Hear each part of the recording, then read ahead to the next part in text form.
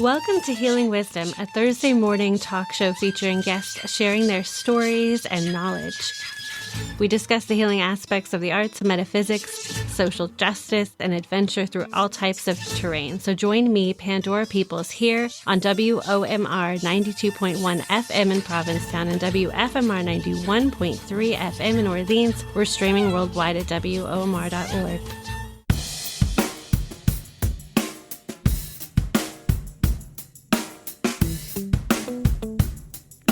Some are power, some are cruel. It don't matter, 'cause they're just fools. 'Cause I've got you. Yeah, I still got you. No matter what they do. Yeah, I still got you.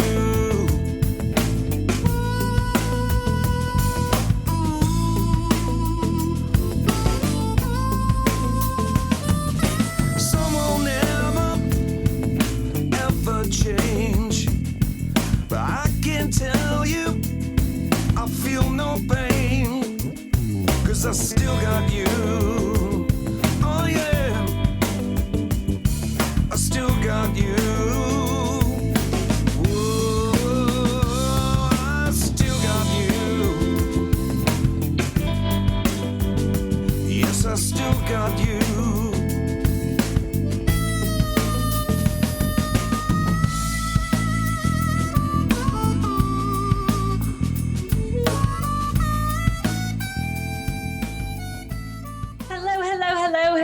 Hello out there. Hello. I'm very pleased to have you both with us today.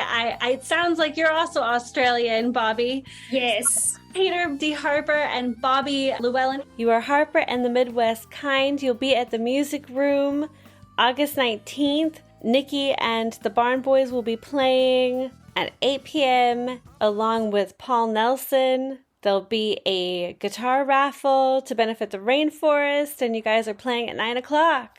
And we heard you at the top of the show with I Still Want You off Rise Up, your most recent album. And you guys are going to be, you've been traveling a lot, and in November you have some great plans. So you want to talk about it? Well, you mean the didgeridoo healing thing? Yeah. It's kind of a progression from what we've been doing. You know, we've been doing this music for 7,000 years now, and it's time to do something a little different. And it's not because I don't like what I'm doing, it's because I've had a lot of love from doing this healing thing with the didgeridoo, which is a beautiful experience for anybody. Now, I never professed to be a curer, but the times that I've played didgeridoo on people, they've felt much better. And I think the sound gets into their body, massages from internally. That's the only way I can kind of explain it.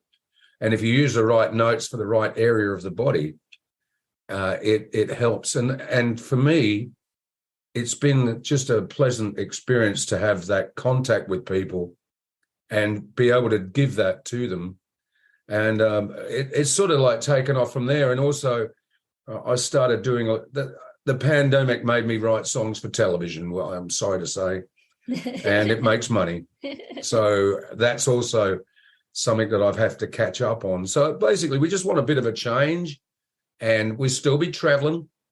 You know, we'll take our little didgeridoo thing anywhere.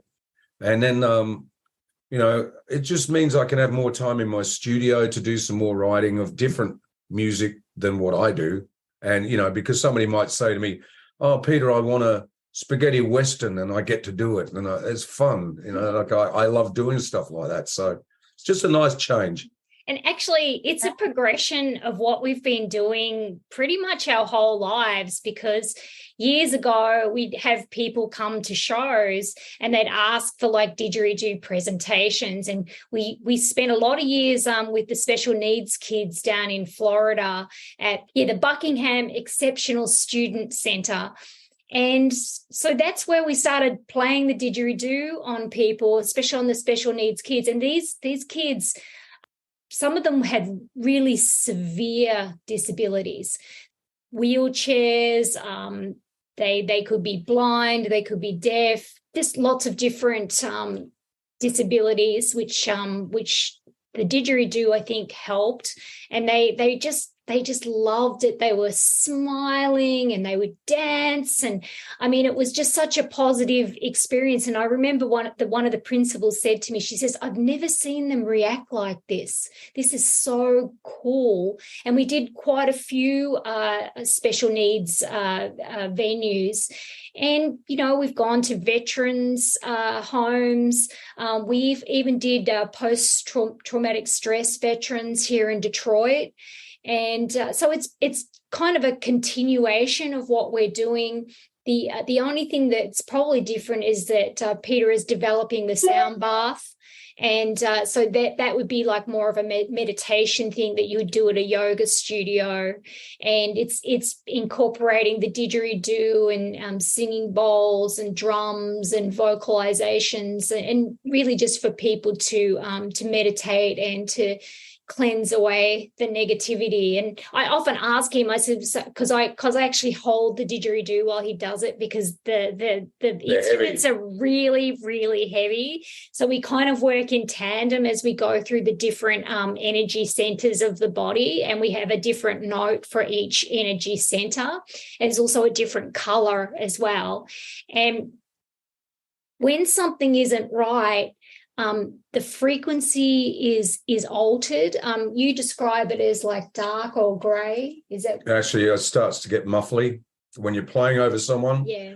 You hit a certain area and it starts to get muffly, and that's where a bad energy is. So you concentrate on that area until it goes away.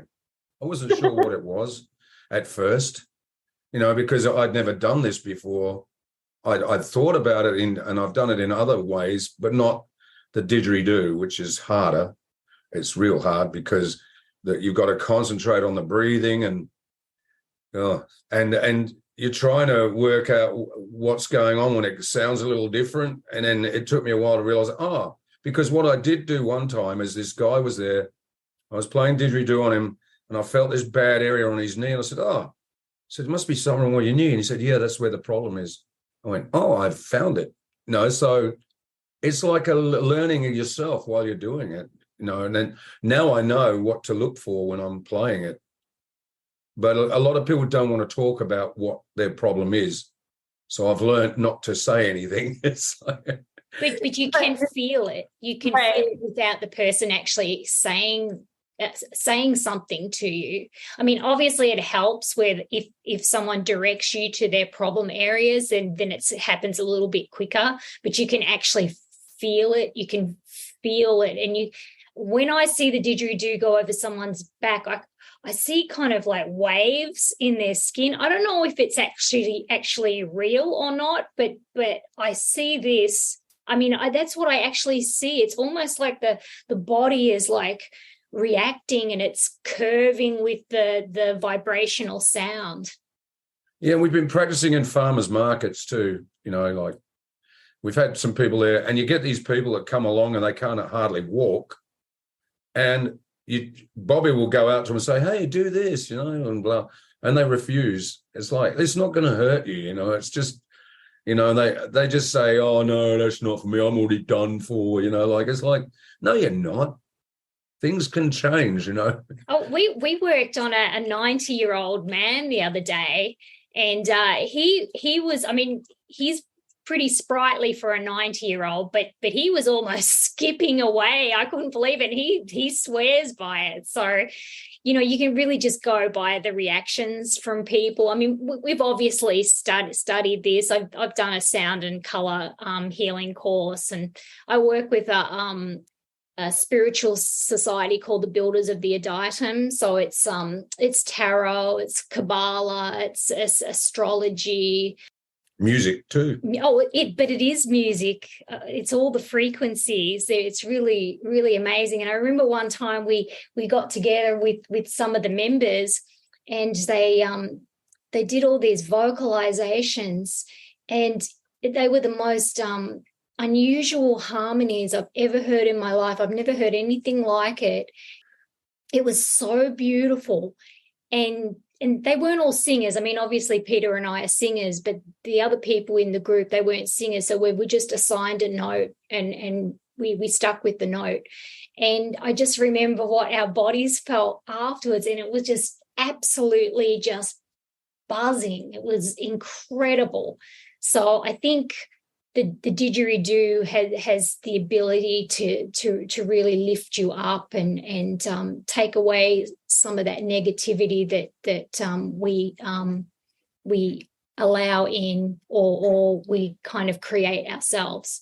Plus, the mystery of it creates interest. So even if you didn't believe, you just think, wow, this is pretty cool. I might give it a go because it looks friggin' weird. and then they'll get turned on to it. And these are people that would never do it in a million years. There was a guy that ran a festival once, and he had a bad leg. I said, hey, let me play some didgeridoo and it'll be good. And he goes, nah, that's bunkum, Anyway, he eventually relented, and I played on it. And he said, well, I don't feel any different. I said, you have to give it about an hour, because it takes time for it to get it. So he leaves, and then he calls us up later and goes, the pain is gone.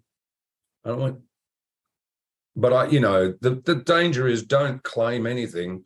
Just let the person feel the experience. Yeah.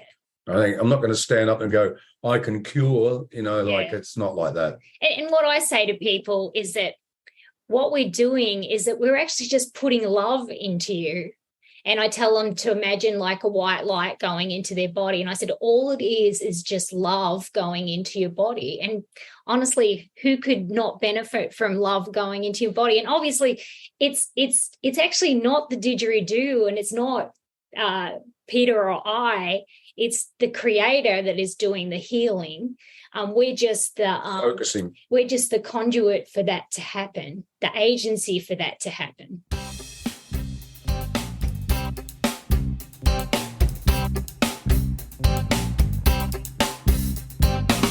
You say you're doing something for me. I don't see nothing falling down from the tree. Yeah, you put yourself in a hell of a spot. No one can tell if you were ready or not. I want you to talk to me. I want you to talk to me. I want you to talk to me. I want you to talk to me. The way you're talking ain't no surprise. You just keep living with the same old lies.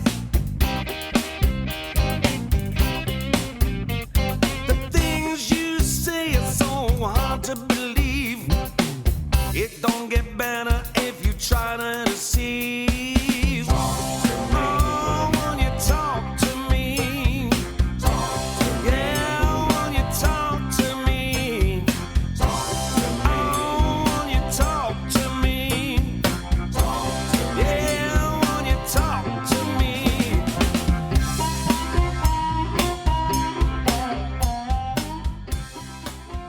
We're here speaking with Bobbi and Peter of Harper and the Midwest Kind. That was Talk to Me off Rise Up. Show at the music room on Saturday, August the 19th, and we actually start at 9 p.m. There's another band on before us, Nikki and the Barnboys. They're doing a show, and we're actually giving a signed guitar away that night, and it's part of the Tasmanian Pure Vodka promotion. They make vodka in Tasmania. It's Tasmania, which is part of Australia. And the raffle tickets goes towards rainforest preservation. So it should be pretty cool. Wow, that is a very cool combination of things. Vodka and rainforests. I like the Tasmania. In Tasmania, even worse. But it's wonderful that you're bringing this music to blues, to the music room, and then also to these healing sessions.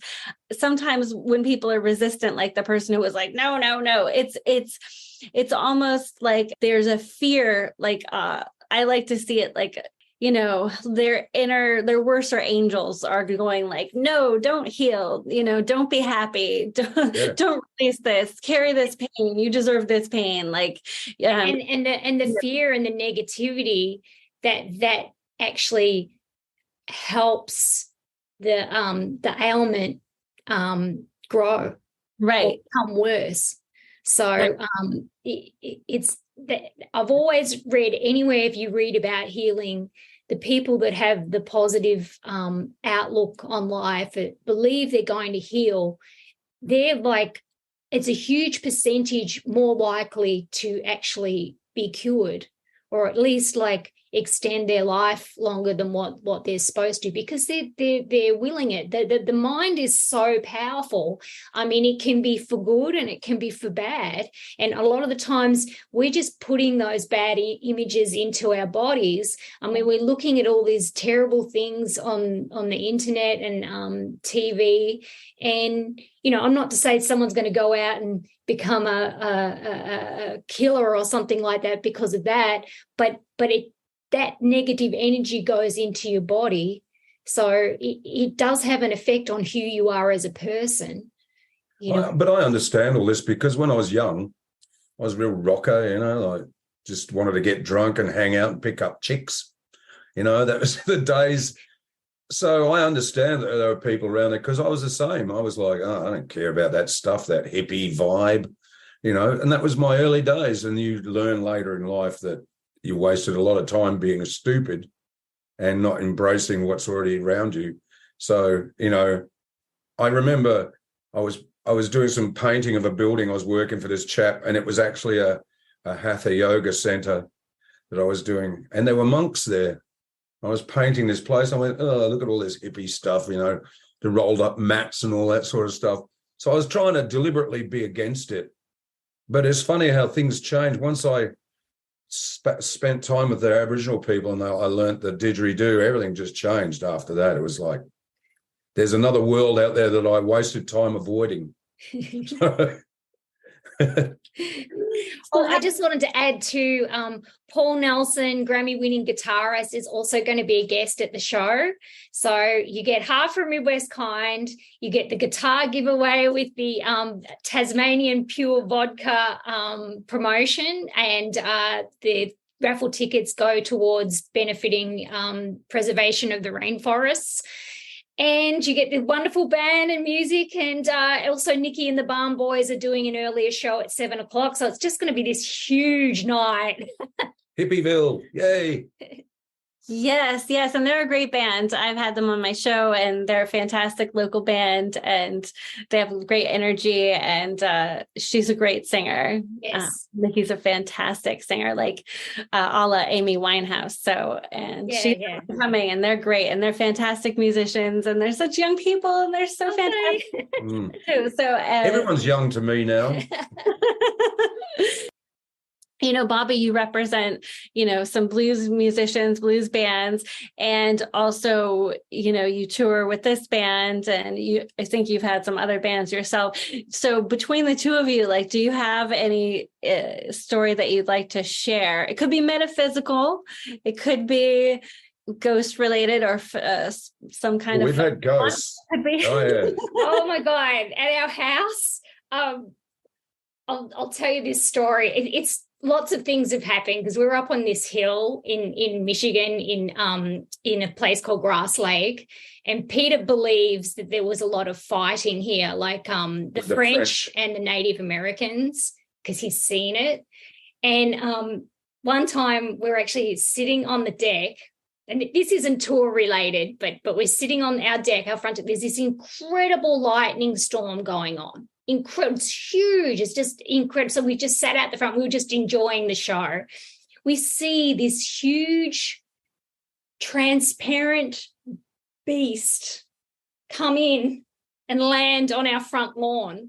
And I turned around to Peter and I said, "Did you see that?" And he said, "Yes." And hey, we weren't high or anything like that. We were completely sober.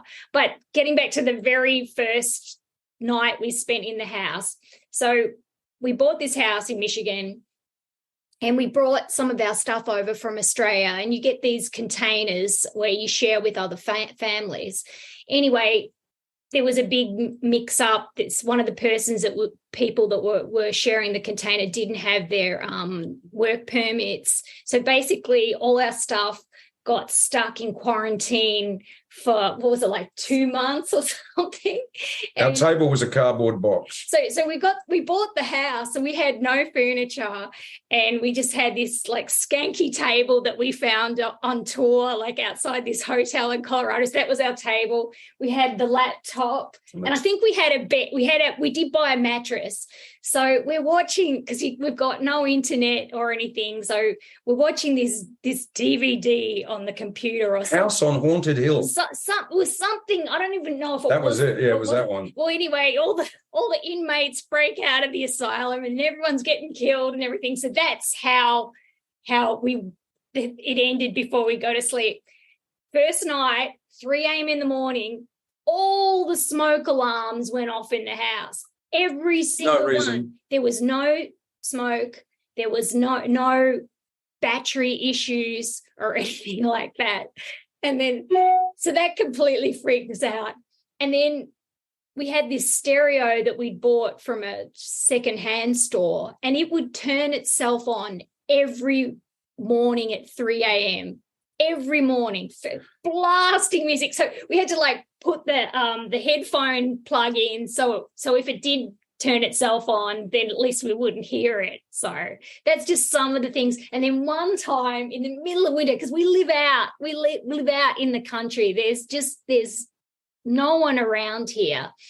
So like it was like midnight, or it might have been 1 a.m. in the morning, the front doorbell goes, right? Our driveway is how many feet? Half a mile long. Half a mile long, right? The doorbell goes. And we turn on the lights, and Peter are like looking at each other thinking, what is going on here? And we open the door. It's all snow outside. There's no footprints. Just the doorbell. There's no one.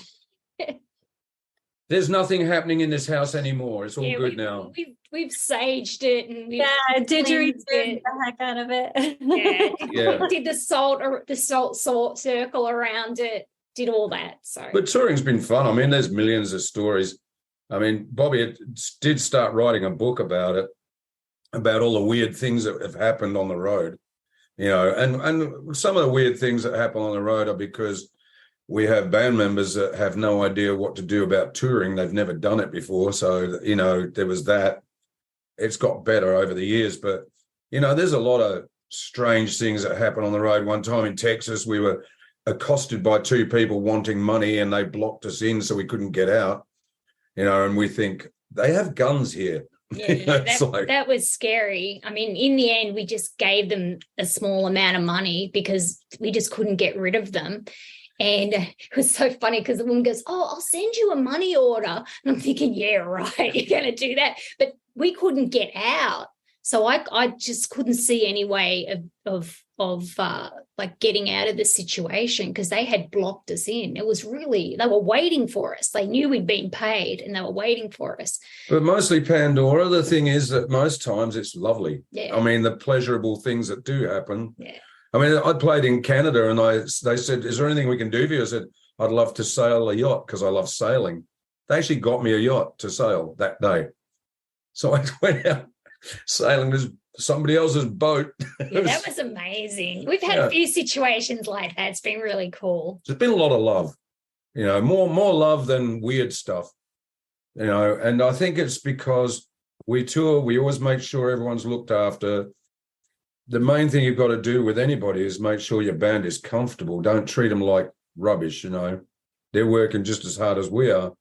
So we always make sure our van is new. It's a beautiful Ford Transit, black, rock and roll, And they're happy, and that's what you do. You just got to keep your band happy, and then nothing happens. So most of the time it's kind of dull and, a lot of driving. But we have experienced ghosts on the road. So that has happened. There's too many. You haven't got enough hours for it all. But I'll give you an example. Just recently, actually, I was in this hotel room, and where the bed was, I could hear this old door creaking open and shut, and it just kept opening and shut. And I'm thinking, how could a door make that sound when we're in a modern building? And also it was just where my head was, where the bed was. So I think that must have been a doorway at some point. The stupid just kept creaking open and closing all night. So there was no way it was an actual hotel door, because they were further away. And plus they were modern. They didn't make those sounds, so that was pretty weird. And then there was a venue that we played at many, many years, the Bradfordville Blues Club.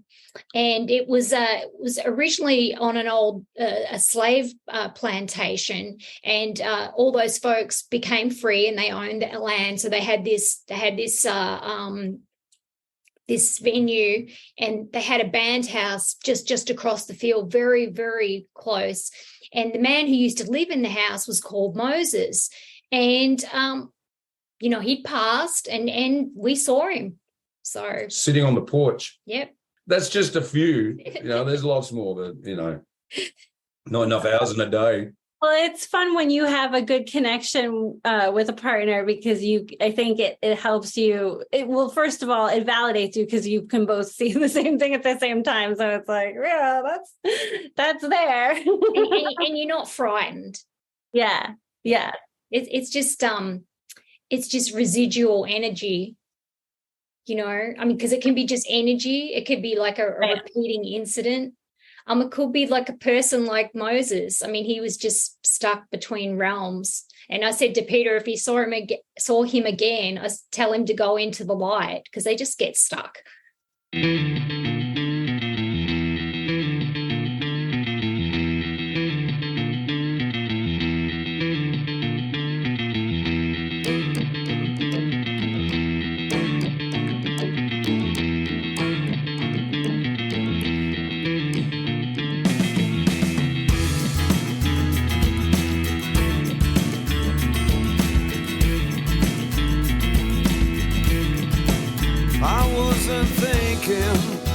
Just couldn't see. I never thought this could happen to me.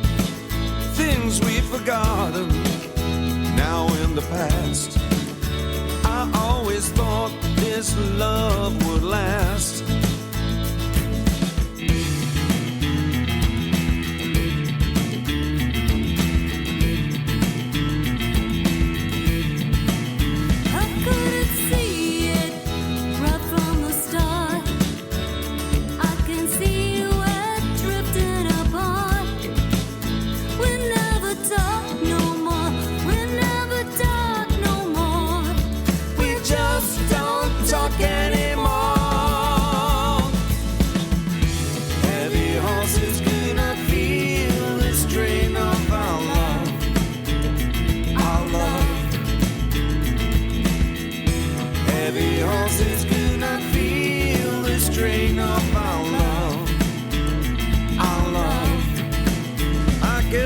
Over.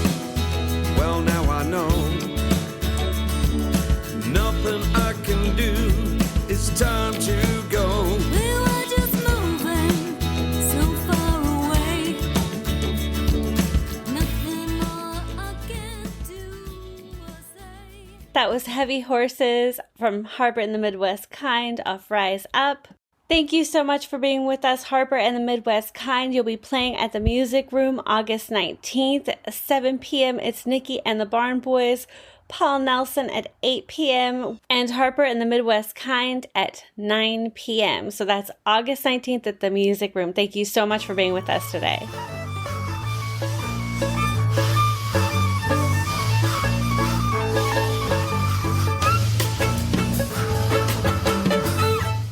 You've been listening to Healing Wisdom at Outermost Radio. All of our shows are podcasts at WOMR.org. Also check out healingwisdomradioshow.com and contact me at pandora@WOMR.org.